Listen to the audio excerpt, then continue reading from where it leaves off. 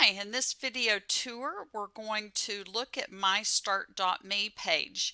I'm going to set it on my current page, but as you can see, if you hit the little caret here, you can have multiple pages, and so I actually had a personal page that I used a lot at one time. I really don't use it that often anymore.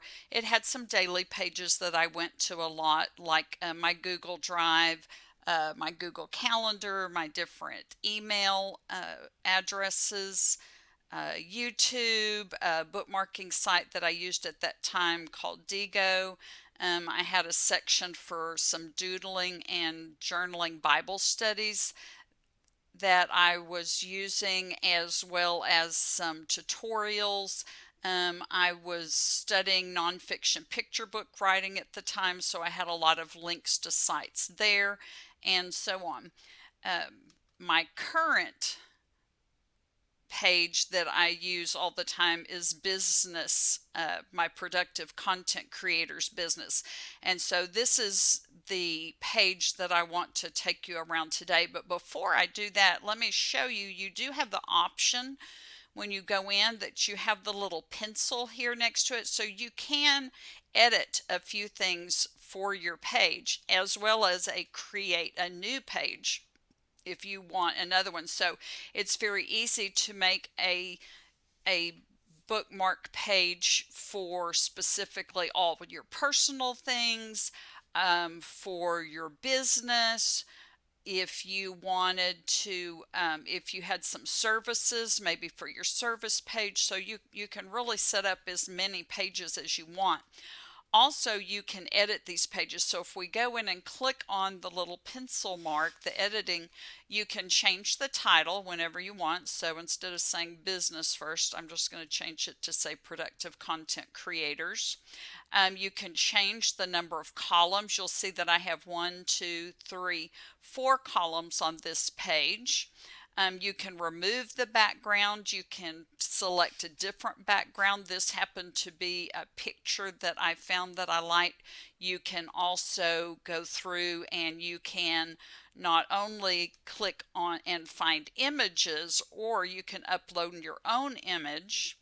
You can also choose a color, or you can add brand specific colors if you want. So it's very easy to change, to customize. And then another thing that you can do, these boxes here, I call them lists, but they're actually called widgets. And you can change the transparency. So you can see here, I can make my picture background show up more, or I really prefer to have it really easy to find my links, so I just leave it completely not transparent there. But so there are several ways that you can customize your page to suit your tastes. Okay, now a quick tour. So as I said, these are called widget boxes, but I just called them lists. Whoops, and I just clicked on one. Okay, so you can see this one is titled Daily Tools, and these are links that I use on a daily basis. So I have them sorted into ones that I use all the time. So here, it still says your Mom Biz login, but this is the login to my Productive Content Creators blog. Here is a link to get me to Teachable. And so it's really easy. If I want to go into my Teachable account, I just click on it and it opens it up in a brand new tab. I have it opening up in a new tab so that I can always keep this start.me page handy, and I don't have to use the back arrow to get back to it. So that's my login page for Teachable. So it's really just a very handy list of bookmarks of links that I use a lot. So I have the link to Facebook, to my Twitter account, to LinkedIn, to my Tailwind account. Pretty much anything that you use on a regular basis, you can have a link for in here. So here is my list for blog post and article tools that I use a lot. So I have the Google keyword tool to do keyword searches. I have a blog idea generator here if I need help coming up with blog ideas. Here I have CoSchedule's headline analyzer saved so I can get to it quickly. So just a Hemingway editor that I use for revising and editing my posts and articles. An email subject line tester. So sometimes they will go to like sites or apps that you can use. Like this, you test your email subject lines right here. But you can also link it to let's say, for example, I have this list here called Blogging Resource Libraries. And so here, Jessica Stansberry has a resource library that I love. And so I can get to it very easily. Sometimes they are just hidden ones that as long as you have the link, you can get to them.